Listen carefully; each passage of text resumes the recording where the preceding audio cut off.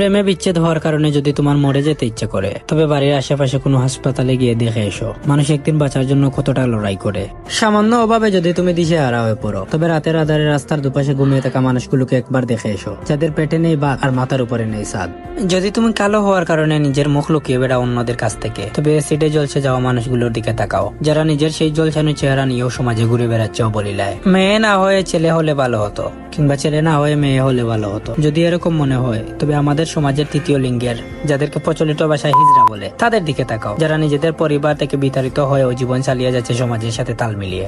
যদি নারী বলতে টাকা লুবি, চলো নামই দুঃখবাজ মনে হয়, তবে নিজের মায়ের দিকে তাকাও, যে তোমার বাবার অভাবের সংসারে না খেয়ে পড়ে আছে, তবুও ধনী কাউকে বিয়ে করার পথ বেছে নিচ্ছে না। আর যদি পুরুষ বলতে দেহ লুবি, মেয়েবাজ মনে হয়, তবে নিজের বাবার দিকে একবার তাকাইও, যার ছোঁয়ায় নেই কোনো লালসা, আছে শুধু মায়া, মমতা, স্নেহ, যে তার মেয়ের সবচেয়ে নিরাপদ আশ্রয়স্থান। যদি কখনো নিজের মধ্যে অহংকার এসে পড়ে, তবে কোনো কবরস্থানে ঘুরে এসো, যেখানে তোমার চেয়ে বড় বড় জ্ঞানী, সুন্দরী এবং সফল ব্যক্তিরা মাটির নিচে শুয়ে আছে।